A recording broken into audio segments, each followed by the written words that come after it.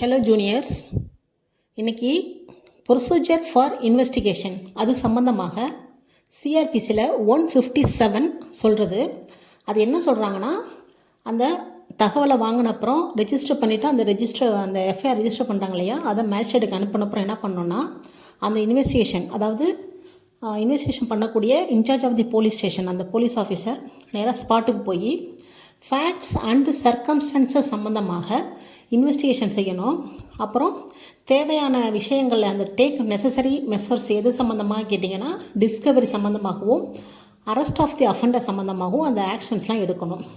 அடுத்து பார்த்திங்கன்னா, ப்ரொவைடரில் 2 விஷயம் சொல்லியிருக்காங்க. ஒன்று என்னென்னு கேட்டிங்கன்னா, சப்போஸ் அந்த அஃபென்ஸ் சீரியஸ் நேச்சராக இல்லாத பட்சத்தில் இந்த மாதிரி ஸ்பாட்டுக்கு போய் இன்வெஸ்டிகேஷன் பண்ண வேண்டிய அவசியம் இல்லைன்னு சொல்லியிருக்காங்க. செகண்ட் திங் என்னென்னா, அந்த சஃபிஷியன்ட் கிரவுண்டே இல்லை அந்த தகவல்னு பார்த்தீங்கன்னா, அப்போ இன்வெஸ்டிகேஷனை இன்வெஸ்டிகேஷன் பண்ண வேண்டியதில்லை அப்படின்னு சொல்லியிருக்காங்க. இந்த 2 விஷயம் சம்மந்தமாகவும் என்ன பண்ணணுன்னா, இன்ஃபார்மெண்ட்டுக்கு தெரிவிக்கணும், இதை சொல்லியிருக்காங்க. அடுத்து முக்கியமாக ரேப் ரிலேட்டட் அஃபென்ஸ் சம்மந்தமாக இன்வெஸ்டிகேஷன் பண்ணும்போது அந்த பெண் எங்கே இருக்காங்களோ அந்த ரெசிடென்ஸ், இல்லைனா அவங்க சொல்கிற இடத்துல, அவங்க சாய்ஸ் ஆஃப் தி அந்த விக்டிம் அவங்க சொல்கிற இடத்துல போய் தான் அந்த இன்வெஸ்டிகேஷன் பண்ணணும். அதை ஒரு விமென் போலீஸ் ஆஃபீஸர் தான் பண்ணணும். அதுவும் யார் முன்னிலைன்னு பார்த்தீங்கன்னா, in the presence of the parent or guardian or near relative or social worker, இவங்க முன்னிலையில் தான் பண்ணணும்னு சொல்லிட்டு குறிப்பிட்டு சொல்லியிருக்காங்க. இது சிஆர்பிசி.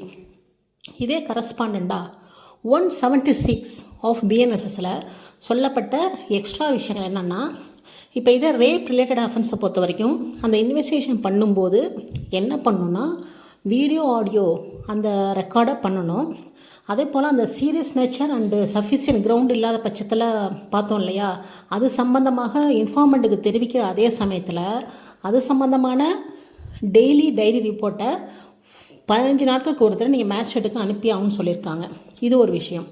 அடுத்து பார்த்தீங்கன்னா, முக்கியமாக ஃபாரன்சிக் சம்மந்தமாக ஒரு விஷயத்தை ஆட் பண்ணியிருக்காங்க. அது என்னென்னு கேட்டிங்கன்னா, அந்த 7 வருஷம் அல்லது 7 வருஷத்துக்கு மேலே உள்ள தண்டனை தரக்கூடிய குற்றங்கள் சம்மந்தமாக ஃபாரன்சிக் எக்ஸ்பர்ட்டை க்ரைம் சீனுக்கு அனுப்பி ஃபாரன்சிக் சம்மந்தமான அந்த எவிடன்ஸை கலெக்ட் பண்ணுறதுக்கு அந்த வழிவகை பண்ணியிருக்காங்க.